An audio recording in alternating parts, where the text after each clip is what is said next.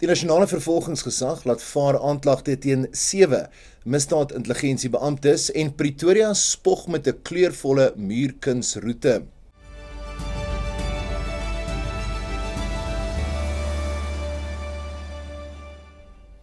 Goeiemiddag, dis tyd vir Pretoria FM se visuele nuusbulletin in Afrikaans. My naam is James Kemp. Die aanklagte van bedrog en korrupsie teen die hoof van misdaadintelligensie, luitenant-generaal Dumisani Khumalo, brigadier Deneu Mukwele en ander mede-beskuldigdes is amptelik en sonder voorwaardes teruggetrek. 7 misdaadintelligensiebeamptes is in Junie verlede jaar in hegtenis geneem en aangekla van die beweerde onreëlmatige aanstelling van Mukwele. Dit het tot talle vrae gelei na die verskyning van die voormalige IDAC hoof, Andrea Johnson, voor die Mandlanga Kommissie van ondersoek. Bewyse het aan die lig gekom dat die inhegtenisnemings deel was van 'n beweerde komplot om senior polisiebeamptes uit hulle poste te verwyder. Hulle inhegtenisneming het aanleiding gegee tot die media-konferensie wat die polisiekommissaris van KwaZulu-Natal, luitenant-generaal Nhlanhla Mkhwanazi, in Julie verlede jaar gehou het. Mkhwanazi het ernstige beweringe oor inmenging en korrupsie binne die strafregstelsel gemaak. Die geskorste parlementslid van die National Coloured Congress, Fadil Adams, gaan 'n strafregtelike klag teen die staatsadvokaat van die ondersoekdirektoraat teen korrupsie, Drushanta Ramsamy, lê. Hy het egter nie redes vir die besluit verskaf nie. Adams, wat vandag sy getuienis voor die Mandlanga Kommissie voortgesit het die stappe aangekondig voor die kommissie opnames van Adams se vergadering met IDAC gespeel het.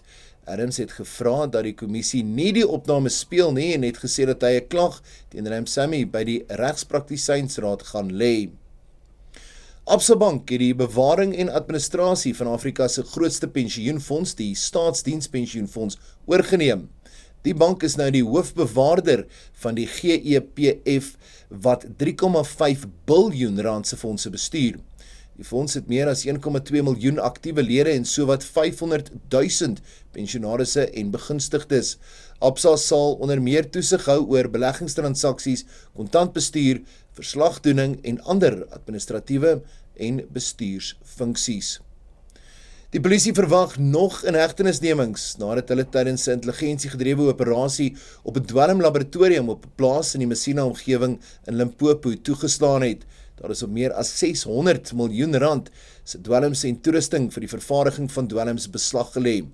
Die Valke se woordvoerder, Awele Fumba, sê dat 2 Meksikaanse burgers, 2 burgers van Zimbabwe en 'n Malawiese burger in hegtenis geneem is. Fumba sê dat dit die 3de dwelmlaboratorium in Limpopo is waarop hulle in die afgelope maande toegeslaan het. Die 5 verdagtes verskyn maandag in die Landdroshof in Messina op aanklagte wat met die vervaardiging en onwettige besit van dwelms verband hou. Die Amerikaanse minister van Finansies, Scott Bessent, sê Washington beplan om die strengste sanksies in die geskiedenis teen Iran in te stel met die doel om die regering te laat ineenstort. Hy het 'n beroep op lande soos China gedoen om by die poging aan te sluit. China het die plan gekritiseer en gewaarsku dat verdere sanksies nie die geskille met Iran sal oplos nie. Iran het die planne as ekonomiese terreur beskryf. En Pretoria het 'n muurkunsroete bekendgestel wat diegene wat reuse muurkuns en die inspanning daaraagter waardeer begeester.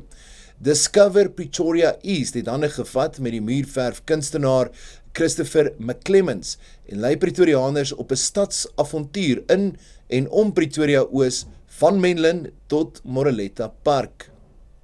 The idea was founded by Debbie from Discover Pretoria East, who had come into contact with my work, and she had said that she would love to feature me on her page, as she features businesses in Pretoria.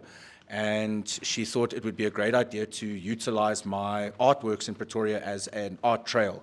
So people can actually go and experience art in the spaces that I've painted for. For example, Nyama that we're sitting in is one of the clients I've done work for.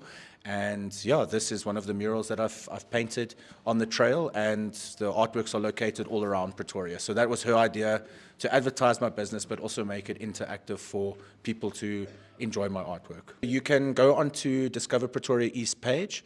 On the Lander, on the website, there's a link called Pretoria Art Trail. Also on my website at studiomcclemens.com. there's a link to the Pretoria Art Trail. And on that art trail, you'll see there's 9 artworks that you can go visit. Obviously, I've painted more, but these are very specific to this art trail.